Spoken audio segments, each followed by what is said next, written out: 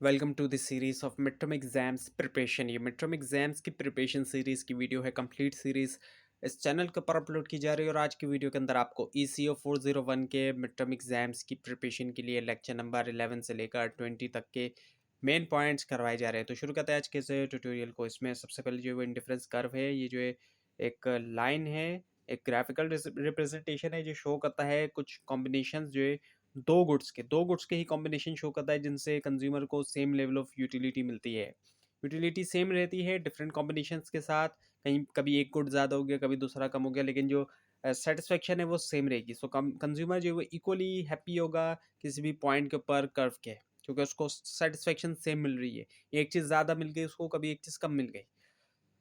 अच्छा, marginal rate of substitution की हम बात करें, सो ये जो है स्लोप होता है इंडिफरेंस कर्व का, ये रिप्रेजेंट करता है रेट जिसके ऊपर कंज्यूमर विलिंग होता है कि वो ट्रेड करे एक गुड को दूसरे के लिए, जबकि मेंटेन करते हुए सेम लेवल ऑफ यूटिलिटी। और diminishing marginal rate of substitution जो है ये रिलेट करता है प्रिंसिपल से डिमिनिशिंग मार्जिनल यूटिलिटी के। डिमिनिशिंग मार्जिनल यूटिलिटी का मतलब ये होता है कि कंज्यूमर कंज्यूम करता है ज़्यादा गुड जब, तो जो एडिशनल सेटिस्फेक्शन जो मिल रही है उसके अंदर कमी आती चली जाती है। और अब यहाँ पर आपको फार्मूला भी शो किया गया है जो कि रिलेशनशिप शो कर रहा है मार्जिनल रेट ऑफ सब्स्टिट्यूशन और मार्जिनल यूटिलिटीज ऑफ गुड्स जो कि एक्स और वाई है उसके बारे में। सो डी वाई और डी एक्स बराबर marginal utility of X divided by marginal utility of Y, वो बराबर है मार्जिनल रेट ऑफ सब्स्टिट्यूशन के। सो इंडिफरेंस कर्व जो है परफेक्ट सब्स्टिट्यूट के लिए वो स्ट्रेट लाइन, जबकि एल है परफेक्ट कॉम्प्लीमेंट्स के लिए। और जो ऑप्टिमम कंजम्पशन पॉइंट होता है कंज्यूमर्स के लिए उसकी हम बात करते हैं, तो ऑप्टिमल पॉइंट जो है वो वहाँ है जहाँ बजट लाइन टेंजेंट होती है हाईएस्ट पॉसिबल इंडिफरेंस कर्व के, और ये पॉइंट मैक्सिमाइज करता है कंज्यूमर यूटिलिटी रहते हुए जो उसका बजट कॉन्स्टेंट है उसके। इनकम कंजम्पशन कर्व जिसको ICC कहा जाता है, ये जो है शो करता है कंज्यूमर का ऑप्टिमल कंजम्पशन बंडल जो कि चेंज होता है जैसे उसकी इनकम चेंज होती है। ये कर्व होता है जो कि कनेक्ट कर रहा है तमाम optimal point different income level के अक्रॉस। और इम्पॉर्टेंटली कि ICC को यूज़ करते हुए एंजल कर्व को ड्राइव जो है वो किया जाता है। और फिर जो एंजल कर्व है जो कि ICC से ड्राइव होता है, ये शो करता है रिलेशनशिप कंज्यूमर की इनकम और जो क्वांटिटी ऑफ गुड जो कि वो डिमांड करते हैं उनके दरमियान। सो जो प्राइस कंजम्पशन कर्व है जिसको PCC कहा जाता है, ये शो करता है कि कैसे कंज्यूमर की ऑप्टिमल जो कंजम्पशन बंडल है चेंज होता है जैसे ही प्राइस जो एक गुड की चेंज होती है। और ये कर्व यूज़ करते हुए ड्राइव किया जाता है इंडिविजुअल डिमांड कर्व उस स्पेसिफिक गुड के लिए। सो जो सब्स्टिट्यूशन इफेक्ट है हमेशा उससे क्या होता है, डिक्रीज होता है कंजम्पशन में गुड्स की जिनके प्राइस इंक्रीज होते हैं। और इनकम इफेक्ट दूसरी तरफ जो डिपेंड करता है टाइप ऑफ गुड की। नेगेटिव जो है वो नॉर्मल गुड के लिए, पॉजिटिव इन्फीरियर गुड के लिए, और एक्सेप्शनली पॉजिटिव जो है गिवन गुड्स के लिए। और उसके बाद लिमिटेशंस हैं इन डिफरेंस अप्रोच की। सो इसमें शामिल है एप्लीकेबिलिटी जो है प्राइमरीली जो है वो सिर्फ दो या तीन तीन गुड्स पे, और जो प्रैक्टिकल डिफ़िकल्टी होती है ड्राइव करने के लिए इंडिफरेंस कर्व्स। सो इंडिफरेंस कर्व एनालिसिस पॉसिबल है जब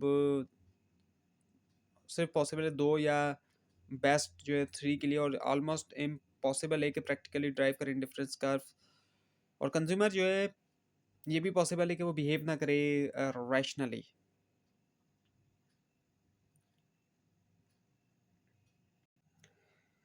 सो कंज्यूमर जो है वो हो सकता है हमेशा एक्यूरेटली प्रिडिक्ट ना करें उनकी जो पोस्ट कंजम्पशन यूटिलिटी है, और ये कि इंडिफरेंस कर्व एनालिसिस स्ट्रगल करता है कि हैंडल करे ड्यूरेबल गुड्स को। और उसके बाद फिर जो है वो डेफिनेशन है फर्म की।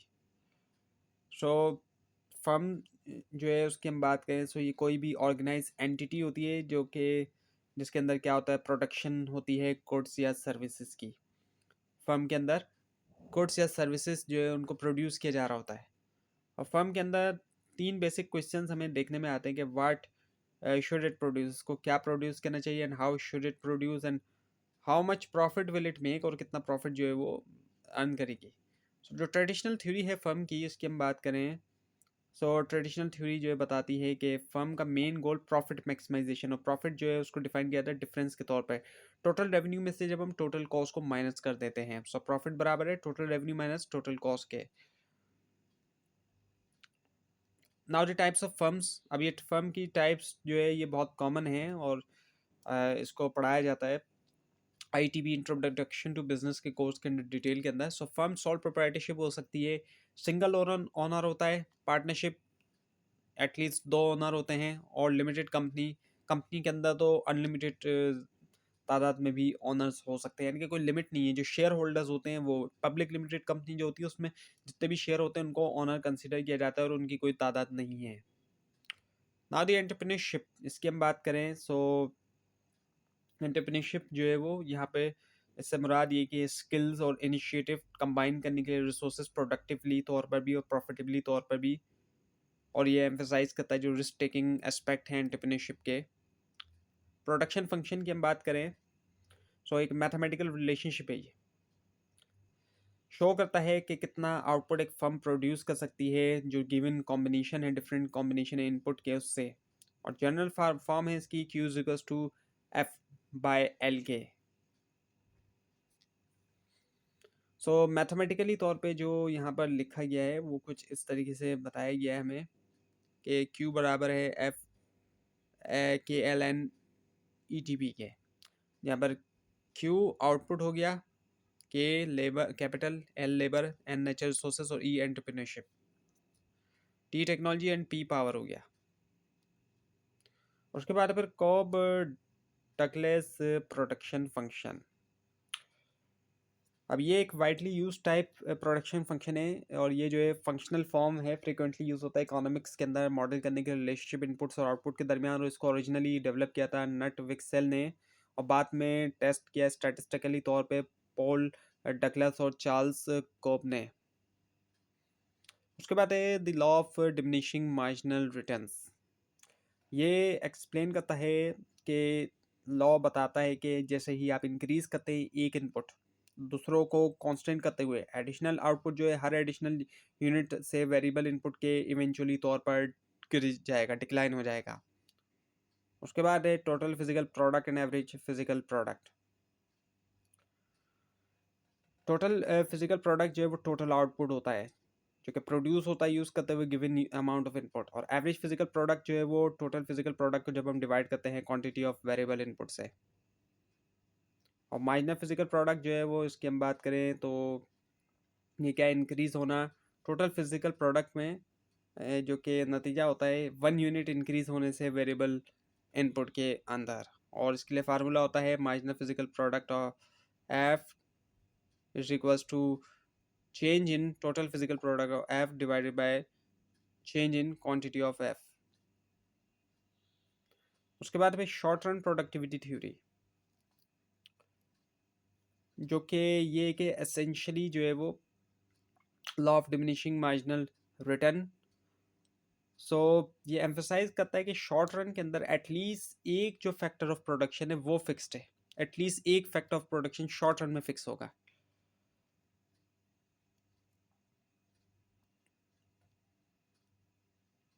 और यहाँ पर जो है वो क्या है कि इनिशियली आउटपुट जो है इंक्रीज होता है इंक्रीज वेरिएबल इनपुट के साथ, लेकिन इवेंचुअली डिमिनिशिंग मार्जिनल रिटर्न जो है होता है। और जो एडिशनल यूनिट होता है, एडिशनल जो यूनिट है वेरिएबल इनपुट का उससे स्मॉलर इंक्रीमेंट देखने में आता है, यानी कि इजाफा जो हमें एक्स्ट्रा देखने में आएगा वो कम देखने में आएगा टोटल आउटपुट में। और फिर हमारे पास ये कि जो लॉन्ग रन के अंदर तमाम फैक्टर्स ऑफ प्रोडक्शन वेरिएबल होते हैं, लॉन्ग रन में कोई भी फिक्स नहीं होता। उसके बाद है दी स्केल ऑफ प्रोडक्शन।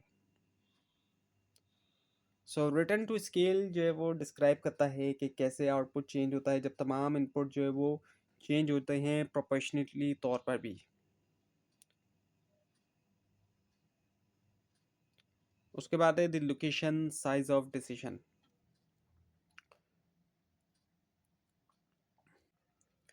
जो लोकेशन डिसीजंस हैं फर्म का किसी भी, वो डिपेंड करता है location of raw material supplier और जो मार्केट की लोकेशन होती है उन दोनों के ऊपर भी। Now the economies of scales. So external economies की हम बात करें, सो जो कॉस्ट पर यूनिट है डिपेंड करती है साइज के ऊपर इंडस्ट्री की ना कि फर्म के ऊपर। और इंटरनल इकोनॉमीज में जो कॉस्ट पर यूनिट होती है डिपेंड करती है साइज के ऊपर इंडिविजुअल फर्म्स की। उसके बाद है external economies and diseconomies of scale. तो एक्सटर्नल इकोनॉमीज जो है वो बेनिफिट्स हैं अक्रूइंग होना एक फर्म के लिए एक्शन की वजह से, प्रेजेंस जो है दूसरों की। और डिसइकोनॉमीज ऑफ स्केल की हम बात करें सो ये जो फोर्सेस हैं जो कि सबब बनती है लार्ज फर्म्स के लिए कि वो प्रोड्यूस करें goods and service increase per unit cost के ऊपर। और उसके बाद जो है वो है ऑप्टिमम कॉम्बिनेशन ऑफ फैक्टर्स। ये जो होता है जहाँ पर मार्जिनल फिजिकल प्रोडक्ट जो है पर डॉलर स्पेंड जो है हर इनपुट के ऊपर वो इक्वल होता है, इंश्योर करते हुए कि जो मोस्ट एफिशिएंट एलोकेशन है रिसोर्सेज की। और ये फार्मूला जो है वो किसी इस तरीके से कि marginal physical product of K divided by price of K is equal to marginal physical product of I divided by price of I. So isoquant की हम बात करें तो एक कर्व है, शो करता है डिफरेंट कॉम्बिनेशन दो इनपुट्स के जिनके ज़रिए same level of output produce किया जाएगा। यहाँ पे भी कॉम्बिनेशन को जो है वो मेन के डिफरेंट कॉम्बिनेशन के ज़रिए सेम आउटपुट प्रोड्यूस किया जाएगा। अगर एक चीज़ को बढ़ाएंगे दूसरे को कम कर देंगे। लेबर और कैपिटल यूजुअली तौर पे हम देखते हैं कि लेबर की तादाद कम कर दें, कैपिटल को बढ़ा दें, यानी कि मशीनरी बढ़ा दें, लेबर को कम कर दें, तब भी ज़ाहिर बात है हम सेम अमाउंट ऑफ आउटपुट निकाल सकते हैं। सो marginal rate of technical substitution की हम बात करें अगर, सो ये जो स्लोप होता है आइसोकॉन का ही रिप्रेजेंट करता है रेट जिसके ऊपर वन यूनिट जो है उसको सब्सटीट्यूट किया जा सकता है दूसरे के लिए, जबकि मेंटेन करते हुए सेम लेवल ऑफ आउटपुट। और इसको इस तरीके से फार्मूले के जरिए रिप्रेजेंट किया जाता है M R T S is equals to change in K which is the capital divided by change in L which is the labour. So change आना कैपिटल में, उसको हम डिवाइड करेंगे चेंज आना लेबर में। सो उसके बाद फिर आईएसओ कॉस्ट या फिर जो बजट लाइन है, आईएसओ कॉस्ट लाइन शो करती है तमाम कॉम्बिनेशन फर्म के तमाम कॉम्बिनेशन इनपुट के, सॉरी, जो कि एक फर्म जो है वो अफोर्ड कर सकती है उसकी जो टोटल गिवन कॉस्ट है उसके ऊपर। और जो ऑप्टिमल कॉम्बिनेशन होता है फैक्टर्स का, अगर हम इसकी बात करें कि जो ऑप्टिमल कॉम्बिनेशन है, सो ऑप्टिमल पॉइंट होता है जहाँ पर आइसोकॉन टेंजेंट करता है आइसो कॉस्ट लाइन के, और ये मिनिमाइज करता है कॉस्ट जो प्रोड्यूस करने की जो गिवन आउटपुट लेवल है। सो पॉइंट के ऊपर क्या होता है कि जो आइसो कॉस्ट कर्व होता है वो टेंजेंट होता है बजट लाइन के, और ये जो ऑप्टिमल कॉम्बिनेशन होता है फैक्टर्स ऑफ प्रोडक्शन का। सो ऑप्टिमल कॉम्बिनेशन जो इनपुट का होता है टेंजेंसी पॉइंट के ऊपर आइसो कॉस्ट और आइसो कॉन के दरमियान। अब है संक कॉस्ट। ये कॉस्ट है ऐसी कॉस्ट जो कि ऑलरेडी तौर पर इनकर्ड हो चुकी है और उसको रिकवर नहीं किया जा सकता, और ये कॉस्ट इररेलेवेंट होती हैं फ्यूचर डिसीजन मेकिंग के लिए। वेरिएबल कॉस्ट की हम बात करें सो ऐसी कॉस्ट जो कि चेंज होती है लेवल ऑफ आउटपुट के साथ, जैसे कि लेबर और या मटेरियल वगैरह। फिक्स कॉस्ट की बात करें तो ये जाहिर बात है फिक्स रहती है जो कि वेरी नहीं करती लेवल ऑफ आउटपुट के साथ। और टोटल कॉस्ट की हम बात करते हैं तो इससे मुराद जो है वो क्या है, ये जो है वो सम होता है फिक्स और वेरिएबल कॉस्ट दोनों का मिलाते हैं तो टोटल कॉस्ट आ जाती है। एवरेज कॉस्ट या एवरेज टोटल कॉस्ट की हम बात करते हैं तो जो total cost per unit of output होती है उसको हम डिवाइड करते हैं टोटल कॉस्ट से। सॉरी, इसमें हम करते क्या है कि डिवाइड करते हैं जो टोटल कॉस्ट होती है क्वांटिटी ऑफ आउटपुट से। जो भी क्वांटिटी होगी आउटपुट की, जो उसकी हम एक तरह से मिकदार के लें, तादाद के लें, उससे हम डिवाइड करेंगे जो भी हमारी टोटल कॉस्ट होगी, मुकम्मल जो कॉस्ट होगी उससे। सो एवरेज टोटल कॉस्ट जिसके लिए एब्रीविएशन यूज़ की जाती है एटीसी की, इसको फाउंड कर सकते हैं दो तरीक़ों से। डिवाइड करते हुए टोटल कॉस्ट को क्वांटिटी से, या फिर सम करते हुए एवरेज वेरिएबल कॉस्ट और average fix cost. So average fix cost plus average variable cost बराबर है एवरेज टोटल कॉस्ट या फिर एवरेज कॉस्ट के। और एवरेज वेरिएबल कॉस्ट की हम बात करें तो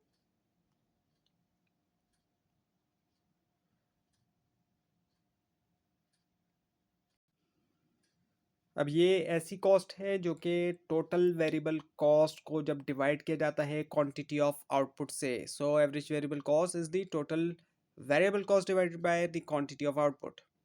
और एवरेज फिक्स कॉस्ट की हम बात करें, सो टोटल फिक्स कॉस्ट को डिवाइड किया जाता है क्वांटिटी ऑफ आउटपुट से। उसके बाद मार्जिनल कॉस्ट आ जाता है।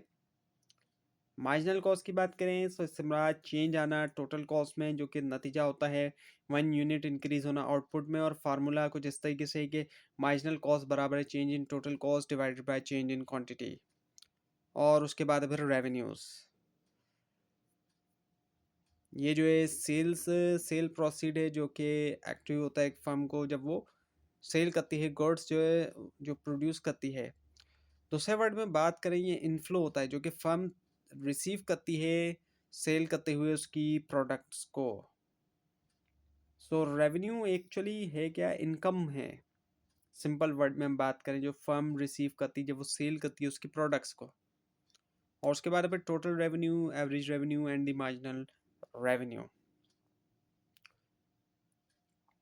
सो जो टोटल रेवेन्यू वो है price multiply by quantity, average revenue है total revenue divided by quantity, और मार्जिनल रेवेन्यू है change in total revenue divided by change in quantity. उसके बाद फिर प्राइस टेकिंग फर्म वो होती है जो कि एक्सेप्ट करती है मार्केट प्राइस और इन्फ्लुएंस नहीं कर सकती, और ये जो है करेक्टरिस्टिक्स है परफेक्ट कंपटीशन की। प्राइस मेकिंग फर्म होती है ऐसी जो कि इन्फ्लुएंस कर सकती है मार्केट प्राइस को उसके आउटपुट डिसीजंस के ज़रिए, और ऐसा मोनोपोली में होता है। जो हमारे यहाँ पे इलेक्ट्रिसिटी की जो फर्म्स हैं, वो इसकी बहुत बड़ी एग्जांपल है कि वो टोटली प्राइस को कंट्रोल करती हैं अपनी मर्जी से। और उसके बाद फिर प्रॉफिट मैक्सिमाइजेशन है। प्रॉफिट मैक्सिमाइजेशन की हम बात करें, सो फर्म्स का एम क्या होता है कि मैक्सिमाइज करना प्रॉफिट को, ज़्यादा से ज़्यादा, जारी बात है प्रॉफिट को करना। प्रॉफिट क्या है, वो डिफरेंस होता है टोटल रेवेन्यू और टोटल कॉस्ट के दरमियान, जो इनकम और कॉस्ट है उनके दरमियान। सो प्रॉफिट बराबर है total revenue minus total cost के। और परफेक्ट कंपटीशन की हम बात करें, सो अब ये जो है वो मार्केट स्ट्रक्चर्स में से है। परफेक्ट कंपटीशन में क्या होता है कि बहुत ज़्यादा बायर और सेलर हैं, फर्म इसी वजह से प्राइस टेकर है। फर्म जो है वो प्राइस अपनी मर्जी से नहीं ले सकती, क्योंकि बहुत सारे बायर तो है ही, सेलर भी बहुत ज़्यादा है, कोई एक फर्म नहीं है जो सेल कर रही है। और फिर बैरियर्स टू एंट्री भी नहीं होते, तो फर्म्स इजीली अंदर दाखिल हो सकती हैं। प्रोडक्ट आइडेंटिकल या होमोजीनियस होती हैं, एक जैसी होती हैं। और परफेक्ट इन्फॉर्मेशन या नॉलेज भी होती है। सो प्रॉफिट मैक्सिमाइजेशन जो होता है परफेक्ट कंपटीशन के अंडर शॉर्ट रन में, वो भी अगर हम देखते हैं तो इसमें क्या होता है कि शॉर्ट रन तो ऐसा होता है कि जिसमें एटलीस्ट जो है वो एक फैक्टर ऑफ प्रोडक्शन फिक्स होता है। सो इक्विलिब्रियम एनालिसिस डिटरमाइन करता है मार्केट क्लियरिंग प्राइस और जो क्वांटिटी होती है। सो जहाँ पर प्रॉफिट मैक्सिमाइज होते हैं और कितने जो ये प्रॉफिट हैं, सो डिटरमाइन करना मैक्सिम प्रॉफिट मैक्सिमाइजिंग पॉइंट और जो लेवल ऑफ प्रॉफिट है, और इसके अलावा ट्रांसलेशन जो है फर्म सप्लाई लेवल डिसीजन की इंडस्ट्री लेवल कर्व तक। सो शॉर्ट रन के अंदर जो है वो फर्म का सप्लाई कर्व जो है वो आइडेंटिकल होता है मार्जिनल कॉस्ट कर्व के। और इंडस्ट्री सप्लाई कर्व हॉरिजॉन्टल सम होता है तमाम जो फर्म के सप्लाई कर्व होते हैं। और डिमांड कर्व की अगर हम बात करते हैं, सो डिमांड कर्व जो है ये क्या है, हॉरिजॉन्टल होता है मार्केट प्राइस के ऊपर, क्योंकि इंडिविजुअल फर्म्स बहुत ज़्यादा स्मॉल होती हैं कि अफेक्ट करें मार्केट प्राइस। इसका मतलब ये कि एवरेज रेवेन्यू और मार्जिनल रेवेन्यू कर्व इक्वल हैं। उसके बाद है profit maximising under perfect competition in the long run. So तमाम फैक्टर्स जो है वो क्या होते हैं लॉन्ग रन में, वेरिएबल होते हैं।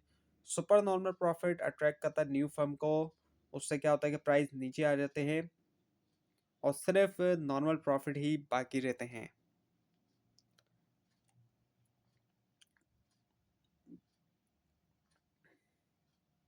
और इसके मुकाबले में अगर फर्म्स लॉस में जा रही होती हैं, तो ऐसे सिचुएशन के अंदर होता क्या है कि वो लीव कर देती इंडस्ट्री को, उससे सप्लाई नीचे आ जाती है, प्राइस ऊपर आते हैं, और नॉर्मल प्रॉफिटेबिलिटी जो है वो बहाल हो जाती है।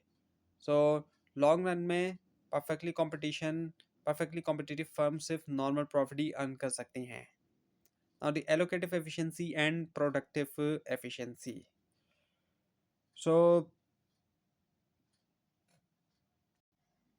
एलोकेटिव एफिशिएंसी के अंदर क्या है कि जो ऑप्टिमल पॉइंट है प्रोडक्शन का किसी भी इंडिविजुअल फर्म के लिए वो है जहाँ पर मार्जिनल रेवेन्यू मार्जिनल कॉस्ट के बराबर है।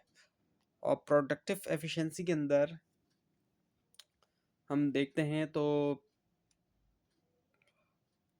ये इसको वहाँ अटेन किया जाता है फर्म जो प्रोड्यूस करती हैं बॉटम के ऊपर उनके एवरेज कॉस्ट कर्व के। और वो ये है कि गुड्स को प्रोड्यूस किया जाता है मोस्ट एफिशिएंट मैनर के अंदर। सो प्रोड्यूस करना मैक्सिमम एवरेज कॉस्ट के ऊपर। मोनोपोली की हम बात करते हैं, एक ऐसा मार्केट स्ट्रक्चर जहाँ पे सिर्फ एक ही फर्म जो है वो मौजूद होती है। सो ऐसा मार्केट स्ट्रक्चर जहाँ पर सिंगल प्रोड्यूसर है। और हमारे यहाँ जैसे कि पहले भी आपको बताया गया था, एग्जाम्पल दी थी कि जो इलेक्ट्रिसिटी की कंपनियां हैं हमारे कंट्री के अंदर उनकी मोनोपोली बनाई गई है। तो वहाँ पर वो एक ही फर्म होती है जो एक ही प्रोड्यूसर है पूरी की पूरी मार्केट के अंदर। इसी वजह से जाहिर बात है वही पूरी की पूरी इंडस्ट्री है, वही फर्म इंडस्ट्री होती है अपनी मार्केट के अंदर, अपनी जो इंडस्ट्री है उसमें। और मोनोपोली पावर होती है फिर फर्म की एबिलिटी होती है कि वो रेस करें प्राइस मार्जिनल कॉस्ट के ऊपर भी बगैर कस्टमर को लूज़ करते हुए। अब जाहिर बात है जब मोनोपोली पावर है किसी फर्म के पास तो ऑब्वियसली बात है कस्टमर के पास भी कोई चॉइस नहीं है। फर्म जो है वो प्राइस को रेस कर सकती है बगैर कस्टमर को लूज़ किए हुए ईजिली। सो मोनोपोली पावर जो होती है वो इन्वर्सली रिलेट करती है प्राइस इलास्टिसिटी ऑफ डिमांड से। सो जो प्रॉफिट मैक्सिमाइजेशन होता है मोनोपोली के अंडर वो कब होता है? सो प्रॉफिट जो है वो मैक्सिमाइज होता है जहाँ पर मार्जिनल रेवेन्यू मार्जिनल कॉस्ट के बराबर होता है और मार्जिनल कॉस्ट कर्व जो है वो कट करता है मार्जिनल रेवेन्यू कर्व को बिलो से। और मार्जिनल कॉस्ट कर्व जो है वो नहीं है सप्लाई कर्व फर्म का। Now the limit pricing. So एक स्ट्रेटजी है जहाँ पर एक एस्टेब्लिश फर्म सेट करती लोअर प्राइस ताकि रोक सके न्यू एंट्रेंट्स को जो जिनकी हायर कॉस्ट है। जो न्यू एंट्रेंट्स आते हैं उनकी जाहिर बात है हायर कॉस्ट उनको बेयर करना पड़ती है। तो फर्म जो है वो कम प्राइस रखती है ताकि न्यू एंट्रेंट्स आने से रुक जाएं। Now the disadvantages of monopolies. Monopolies की कई सारे नुकसानात हैं। ऑब्वियसली बात है हम प्रैक्टिकली नुकसानात देखते हैं और बर्दाश्त भी करना पड़ते हैं हमें कई सारे नुकसानात मोनोपलीज की वजह से। सो मोनोपलीज में जाहिर बात है हायर प्राइजेस होते हैं, प्राइजेस ज़्यादा चार्ज किए जाते हैं। और अगर हम परफेक्टली कॉम्पिटिटिव फर्म्स से देखें जहाँ पर कई सारी फर्म्स होती हैं तो उसके मुकाबले में मोनोपलीज बहुत ज़्यादा प्राइस जो वो चार्ज करते हैं और फिर वो कम क्वांटिटी भी प्रोड्यूस करते हैं जानबूझ के। वो जाहिर बात है क्वांटिटी भी फिर वो कम प्रोड्यूस करते हैं, अपना खर्चा वो जाहिर बात है अपनी कॉस्ट कम से कम स्पेंड करते हैं और उसके ऊपर प्राइस भी वो बहुत ज़्यादा हाई चार्ज करते हैं और सुपर नॉर्मल प्रॉफिट ही अर्न करते हैं। Perfectly competitive firm super normal profit नहीं अर्न कर सकती, सिर्फ नॉर्मल प्रॉफिट ही, लेकिन ये सुपर नॉर्मल प्रॉफिट जो है वो अर्न करते हैं। और मोनोपोलिस्ट जो है वो सफिशिएंट अटेंशन भी नहीं देते इस चीज़ को कि एफिशिएंसी बढ़ाई जाए। जो प्रोडक्शन प्रोसेस है, जो भी चीज़ वो बना रहे हैं, इस चीज़ के ऊपर वो अटेंशन नहीं देते कि इसको और ज़्यादा हम तेज़ी से बना लें, अच्छी तरह से बना लें, कम प्राइस के ऊपर बना लें, कम कॉस्ट के ऊपर बना लें ताकि इससे कंज्यूमर का फ़ायदा हो। क्योंकि अगर कम कॉस्ट पे बनाएंगे तो प्राइस गिरेंगे, लेकिन वो इस चीज़ के ऊपर फोकस ही नहीं करता है क्योंकि ज़ाहिर बात है मोनोपोली है इस वजह से। और जो इसके फ़ायदे हैं कुछ हद तक कई जगहों पे कुछ जगहों पे हम देख सकते हैं कि इसके फ़ायदे भी हमें देखने में आते हैं। जहाँ पर नेचुरल मोनोपोलीज़ होती हैं वो बेनिफिशियल और एफिशिएंट हो सकती है सोसाइटी के लिए। इसकी बहुत कॉमन एग्जांपल रेलवे है। रेलवे कोई भी प्राइवेट कंपनी नॉर्मल सिचुएशन के अंदर जो है वो ज़ाहिर बात है रेलवे के अंदर नहीं जाना चाहेगी। सो रेलवेज़ की बहुत कॉमन एग्जांपल हम कह सकते हैं नेचुरल मोनोपोली में हमें देखने में मिलती है। और सुपर नॉर्मल या फिर जो मोनोपोली का प्रॉफिट है उसको R&D में लगाया जा सकता है, रिसर्च एंड डेवलपमेंट में। और उसको और न्यू जो इनोवेटिव प्रोडक्ट्स हैं ताकि सस्टेन किया जाए प्राइस वॉर जब जा रहे हों न्यू फॉरेन मार्केट में।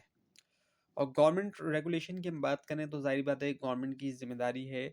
अब मोनोपोली अगर है भी किसी कंट्री के अंदर सो गवर्नमेंट जो है वो कर सकती है रेगुलेट मोनोपोलीज को ताकि जो भी उनके नेगेटिव जो भी नुकसानात हैं उनको रोका जा सके। सो गवर्नमेंट की रिस्पॉन्सिबिलिटी और गवर्नमेंट जो है रेगुलेट कर सकती है मोनोपोलीज को। तो ये थी आज की वीडियो। आपको इस बारे में कोई क्वेश्चन है, खास तौर पे इसमें कोई मिस्टेक दिखाई दे, ज़रूर हाईलाइट कीजिए। और इस पूरी सीरीज़ को देखने के लिए मिड टर्म और फाइनल टर्म एग्जाम्स की प्रिपरेशन के लिए इस चैनल को सब्सक्राइब कीजिए, बेल आइकन के ऊपर क्लिक कीजिए। Thanks for watching this video and best of luck for your exams.